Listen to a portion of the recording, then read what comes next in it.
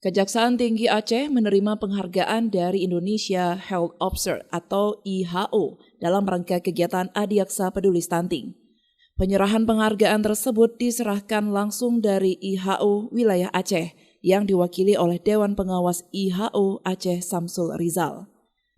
Dalam hal menekankan angka stunting di Aceh, IHO Aceh optimis akan menurunkan angka stunting hingga 20% dalam 3 tahun ke depan di Provinsi Aceh. Prevalensi yang di Aceh hari ini kan sekitar 31, 27 terakhir. Kemarin 31% yang tahun yang lalu. Kita ingin menurunkan ya program dari pemerintah Aceh kepada Pak Kadis Kesehatan. Ini menurunkan di bawah nasional, harus di bawah nasional.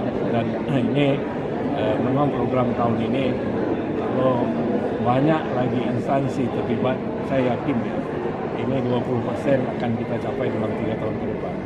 Penyebabnya banyak hal. Tadi kita diskusi masalah edukasi masyarakat kita untuk perbaikan gizi, terutama pada ibu hamil dan pada bayi-bayi masih berumur tadi sampai dengan 2 tahun.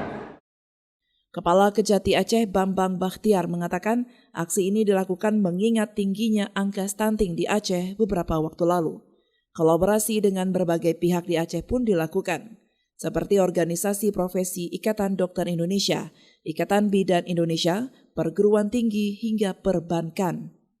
Bambang Bakhtiar juga mengatakan saat ini dirinya juga memerintahkan seluruh kejari di kabupaten kota dalam pelaksanaan percepatan penurunan stunting di Aceh.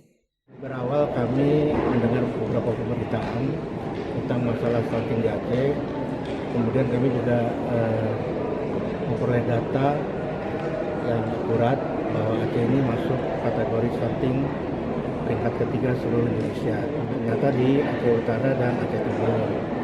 Kita lakukan program itu di Aceh Utara dan Aceh Timur, kemudian kejari-kejari saya perintahkan secara serentak untuk melakukan program stunting yang sudah di-launching di Aceh Utara dan Timur. Alhamdulillah hampir 2/3 kejari sudah melakukan program stunting ini kerjasama dengan pemerintah daerah, kemudian pihak-pihak yang concern masalah kesehatan, karena stunting ini adalah tugas kita bersama.